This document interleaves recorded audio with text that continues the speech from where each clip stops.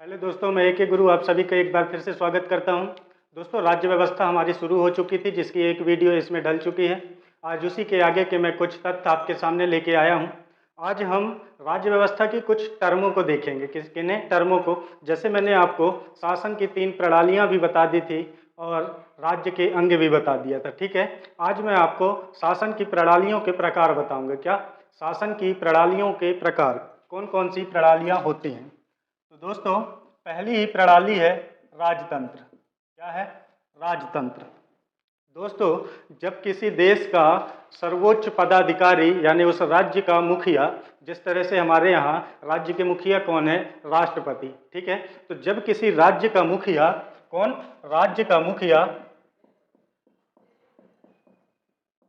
मुखिया ये वंशानुगत रूप से शासन करे। कैसे शासन करे? वंशानुगत रूप से शासन करे, तो हम कहते हैं कि उस देश में क्या है? राजतंत्र है। ठीक है, उस देश में क्या है? राजतंत्र है। जैसे प्राचीन काल में आप सभी पढ़ते हैं इतिहास में, हर्यक वंश, मौर्य वंश, गुप्त काल, इन सब में क्या हुआ था दोस्तों कि शासन जो था वंशानुगत रूप से था। एक ही वंश के लोग पीढ़ी दर पीढ़ी उस पर शासन करते थे। ठीक है, तो इसे बोला जाता है राजतंत्र। राज्य का मुखिया जब क्या हो? राज्य का मुखिया जब वंशानुगत रूप से आए तो उसे हम कहते हैं राज्यतंत्र। ठीक है, फिर आता है एक अल्पतंत्र। क्या आता है? अल्पतंत्र। ठीक है दोस्तों, तो जब किसी राज्य की जो बागडोर होती है, क्या होती है? राज्य की जो बागडोर होती है दोस्तों, जब वो कुछ ही लोगों में सीमित रहे, कुछ ही लोगों में जो वर्चस्वधारी लोग होते हैं, अगर उन लोगों तक सीमित रहती है तो उसे हम बोलते हैं क्या? अल्पतंत्र। क्या हो? शासन की बागडोर कुछ ही लोगों में हो। ठीक है, इसे हम कहते हैं अल्पतंत्र। ठीक है, और राज्य का मुखिया जब वंशानुगत हो तो इसे हम कहते हैं राजतंत्र। ठीक है, फिर आता है लोकतंत्र। क्या आता है दोस्तों? फिर आता है लोकतंत्र। लोकतंत्र यानी जनता का तंत्र। ठीक है, नाम से ही स्पष्ट है, जनता का तंत्र। तो ये एक ऐसी प्रणाली है दोस्तों जहां पर राज्य का जो मुखिया होता है, राज्य का जो मुखिया होता है वो निर्वाचित होता है। कैसा होता है? निर्वाचित होता है।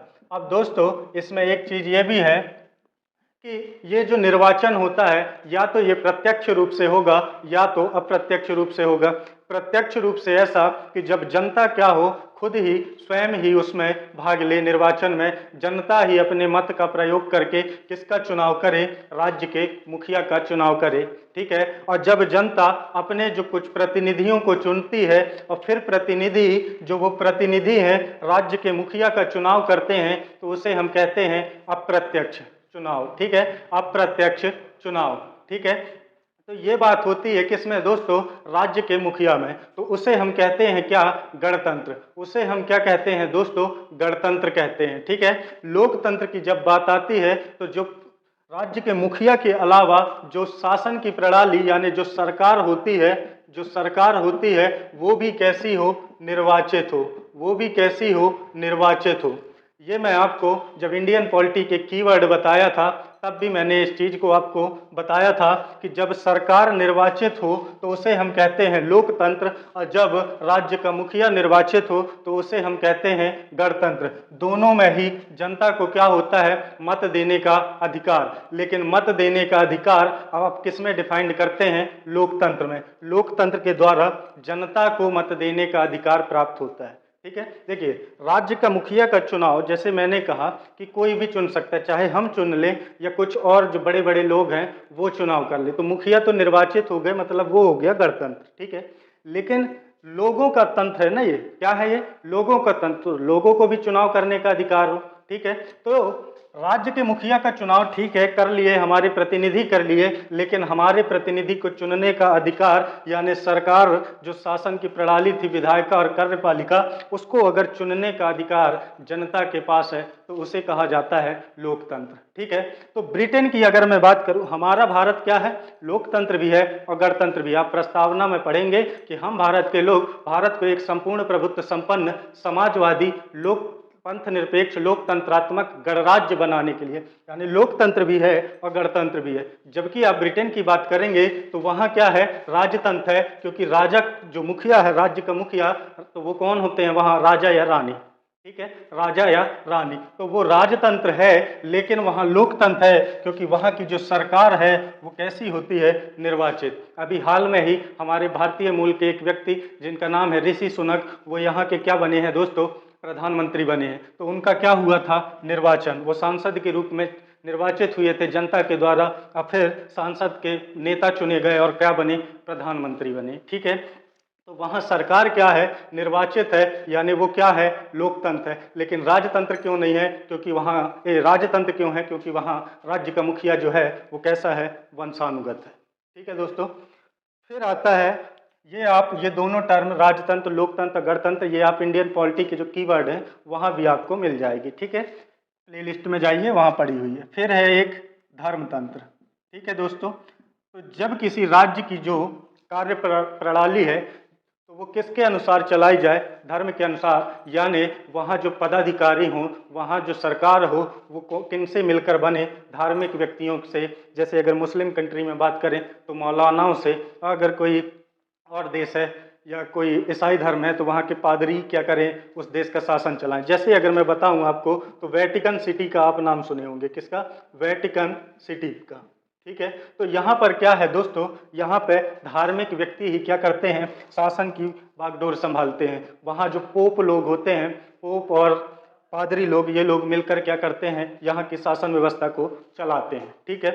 फिर आता है एक दोस्तों कुलीन तंत्र, क्या आता है, कुलीन तंत्र, कुलीन तंत्र। तो जैसे दोस्तों मैंने अल्पतंत्र बताया, सेम कुलीन तंत्र है कि जब शासन की बागडोर जो महत्वपूर्ण धनाधिकारी लोग हैं, धन के जिनके पास ज़्यादा है या जिनका वर्चस्व ज़्यादा है, ये लोग अगर शासन की बागडोर को अपने हाथ में ले लें तो उसे हम कहते हैं कुलीन तंत्र। क्या कहते हैं, कुलीन तंत्र। आप याद रखिएगा, हम पढ़ के आ रहे हैं शासन प्रणाली के प्रकार, ठीक है, शासन प्रणाली के प्रकार। आपने शासन के 3 अंग देख लिए थे पिछली वीडियो में, कौन कौन से दोस्तों, तो विधायिका, कार्यपालिका और न्यायपालिका। तो अब जो विधायिका, कार्यपालिका, न्यायपालिका है, उन्हीं के हम प्रकार पढ़ रहे हैं कि किस देश में कैसे कैसे प्रकार पाए जाते हैं, किसी भी देश में, ठीक है। हम लोग भी पहले राजतंत्र से निकलकर ही कहाँ आए हैं, लोकतंत्र में। बीच में हम अल्पतंत्र में भी कुछ समय व्यतीत किए हैं, ठीक है। हमारे भारत में कई छोटी छोटी रियासतें थी, ये कुछ छोटे छोटे क्षेत्र थे जहाँ पर अल्पतंत्र भी देखा जा सकता है, धर्मतंत्र भी कुछ मौकों में देखा जा सकता है, कुछ जो शासक थे उनके दौरान धर्मतंत्र भी देखा जाता है। आप सल्तनत काल में पढ़ेंगे तो कई ऐसे सुल्तान आएंगे जिनके शासन के दौरान धार्मिक व्यक्तियों का महत्व ज़्यादा रहता था, ठीक है, धार्मिक व्यक्तियों का महत्व ज़्यादा रहता था, इसी को हम धर्मतंत्र कहते हैं। कई ऐसे मौके भी आएंगे जब आप देखेंगे इतिहास में कि कई बड़े बड़े व्यापारी लोग ही क्या करते थे, शासन को अपने हाथों पर लेते थे। राजा जो था वो सिर्फ कठपुतली के समान होता था, ठीक है। तो वहाँ पर हम कुलीन तंत्र भी देखेंगे जब आप इतिहास का अध्ययन करेंगे, ठीक है। आप कोई भी सब्जेक्ट को पृथक पृथक नहीं देख सकते, अगर आप सभी सब्जेक्टों को इंटरलिंकिंग बनाकर चलते हैं तो आपके लिए बहुत फायदा होगा, ठीक है। तो राज्य व्यवस्था में भी कई जगह पे हिस्ट्री का जिक्र आएगा, आप देखते चलिएगा, ठीक है। फिर आता है दोस्तों भीड़ तंत्र। कैसा तंत्र, भीड़ तंत्र, ठीक है। तो भीड़ तंत्र से ही स्पष्ट है दोस्तों कि भीड़ तंत्र में क्या होता है कि भीड़ जो होती है ना, बहुत सारी जनता, वो क्या करती है, निर्णय लेती है, ठीक है, वो निर्णय लेती है, और ये निर्णय दोस्तों विवेकहीन होते हैं। कैसे होते हैं, विवेकहीन होते हैं। जैसे आप देखेंगे दोस्तों कि चुनाव के दौरान, अभी भी अगर कहीं चुनाव है तो आप देखेंगे कि नेता लोग ट्रम्प कार्ड खेलते हैं, ठीक है। नेता लोग क्या करते हैं, ट्रम्प कार्ड खेलते हैं। किसी जाति की तारीफ कर देंगे तो उस जाति के लोग वो क्या हो जाएंगे, उसके सपोर्टर हो जाएंगे, वो पूरी की पूरी भीड़ क्या हो जाएगी, उनकी सपोर्टर हो जाएगी। वो निर्णय कैसे होते हैं, विवेकहीन होते हैं। वो निर्णय कैसे होते हैं, विवेकहीन, भावनाओं पर लिए जाने वाले निर्णय होते हैं, ठीक है, भावनाओं पर लिए जाने वाले निर्णय। जैसे अभी आप देखेंगे गुजरात चुनाव के लिए एक नेता ने कहा कि हिंदू के जो नोट होते हैं उसमें हिंदू देवी देवताओं की मूर्तियां होना चाहिए, ठीक है, फोटो होना चाहिए, ठीक है। तो वो भी किसके लिए है? भीड़ तंत्र को इकट्ठा करने के लिए, ताकि भीड़ भावनाओं पर आकर विवेकहीन निर्णय ले सके, विवेकहीन निर्णय ले सके, ठीक है। फिर आता है दोस्तों धन तंत्र। कैसा तंत्र? धन तंत्र। तो दोस्तों ये देखिए, कुलीन तंत्र और अल्पतंत्र और धन तंत्र, ये सब एक ही चीज है। मतलब इसमें कुछ लोग इसमें भी आते हैं, कुछ लोग इसमें भी आते हैं, कुछ लोग इसमें भी आते हैं। सभी वर्चस्वशाली व्यक्तियों के किसकी बात करता है? शासन की बात करता है, ठीक है। यहाँ पे धन तंत्र है, इससे स्पष्ट है कि धनी व्यक्ति क्या करें? शासन की बागडोर अपने हाथ में ले ले, ठीक है। जबकि कुलीन तंत्र में क्या आता है? जो वर्चस्वशाली व्यक्ति हैं वो अपने शासन की बागडोर अपने हाथ में ले ले। और वर्चस्वशाली व्यक्तियों में जरूरी नहीं कि वो सभी क्या हो? धनी हो।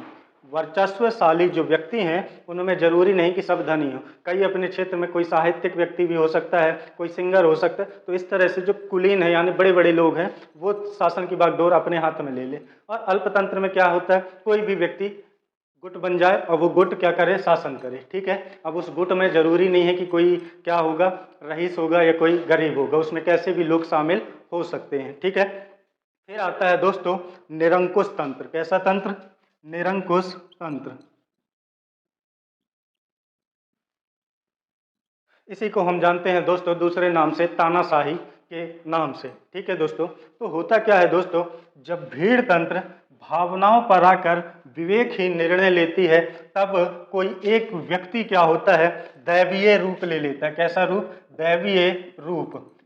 यानी उसकी लहर चलती है चारों ओर। क्या होता है? उसकी लहर चलती है चारों ओर। अब फिर वो व्यक्ति अगर शासन सही से कर रहा है तब तो ठीक है, या अगर वो व्यक्ति निरंकुश हो जाता है तो इससे किसको जन्म होता है? तानाशाही का। तो कब होता है? जब भीड़ तंत्र भावनाओं पर आकर विवेकहीन निर्णय ले तो किसका जन्म होता है? निरंकुश तंत्र का जन्म होता है, ठीक है। और ये जो है ये राजतंत्र में बहुत ज़्यादा पाया जाता है, क्योंकि राजतंत्र पीढ़ी दर पीढ़ी चलता है। अब कौन सी पीढ़ी में ऐसा व्यक्ति आ जाए जो निरंकुश है, इसका कोई भरोसा नहीं, ठीक है। भीड़ तंत्र में तो ऐसा है कि कुछ भी है तो चुनाव करने का अधिकार है, लेकिन राजतंत्र में आपको चुनने का अधिकार ही नहीं है। तो वहाँ कौन सा व्यक्ति निरंकुश होगा इसका आप अनुमान नहीं लगा सकते। इसलिए आप प्राचीन काल में पाएंगे तो कई ऐसे शासक हुए जो कैसे थे?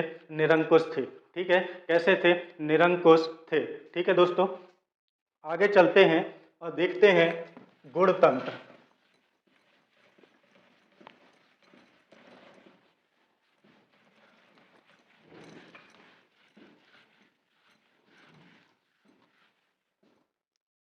गुणतंत्र देखते हैं दोस्तों। तो यहाँ पे क्या होता है कि जो योग्य व्यक्ति हैं, योग्य व्यक्ति, उनकी योग्यता के अनुसार पर उनको कार्य दिया जाता है।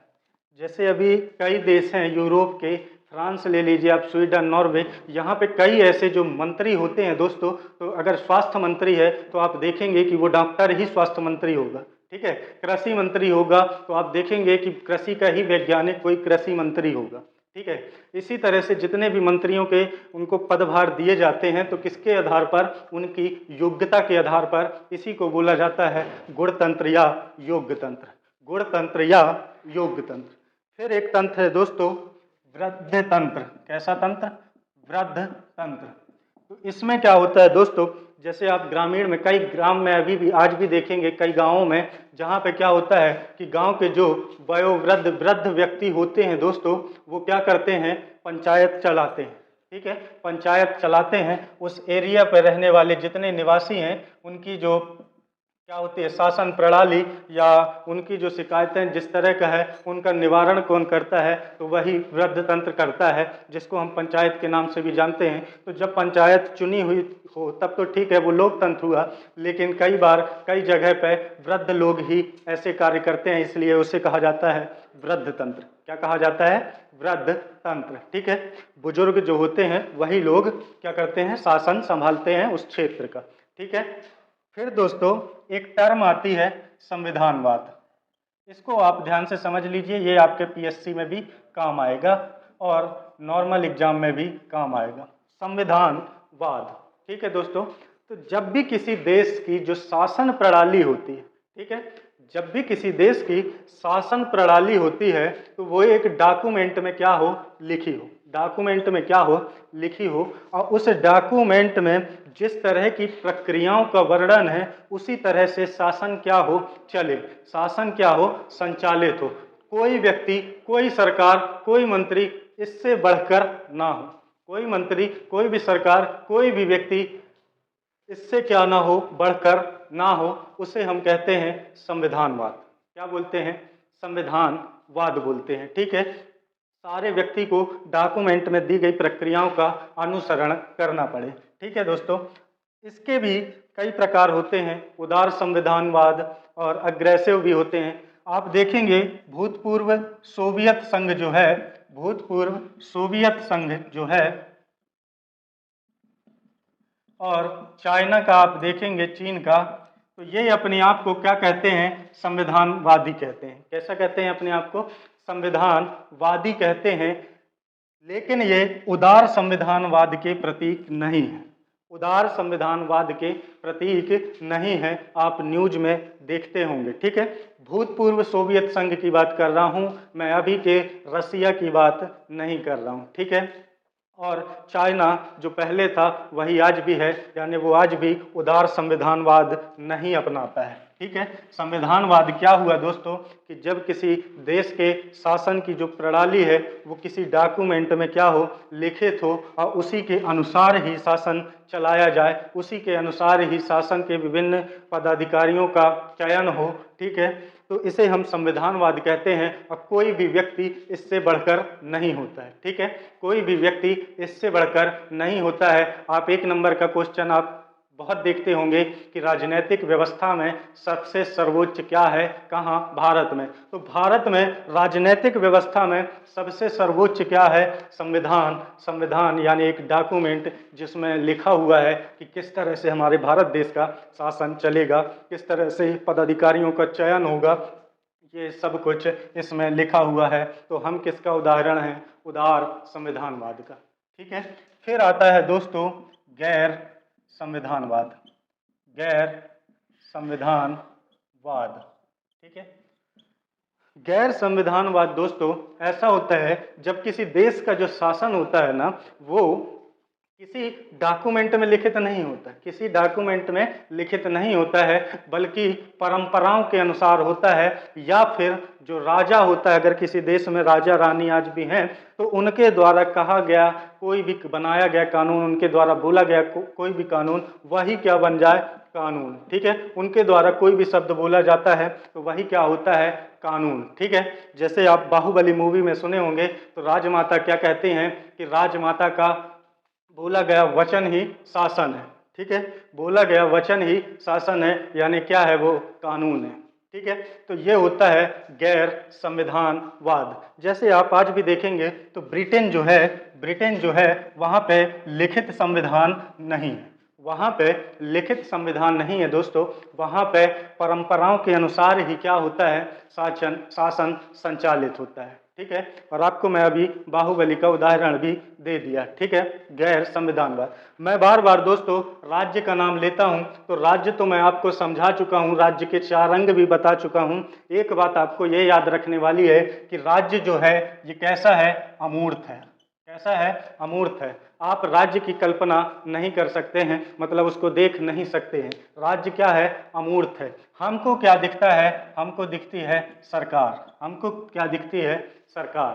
ठीक है, राज्य क्या है, अमूर्त है। ये बात आपको याद रखनी है, बाकी आपको राज्य की परिभाषा बता दी गई है। ठीक है दोस्तों, तो आज ये शासन की प्रणालियों के प्रकार मैंने आपको समझा दिया। अब डायरेक्ट हम कहाँ पहुँचेंगे, इंडियन पॉलिटी में। इंडियन पॉलिटी में अब बाकी चीज़ें हम विस्तार से देखेंगे। कैसे देखेंगे, विस्तार से देखेंगे। ठीक है दोस्तों, तो मिलते हैं अगली वीडियो में अगले कुछ फैक्ट के साथ। तब तक के लिए अलविदा, धन्यवाद।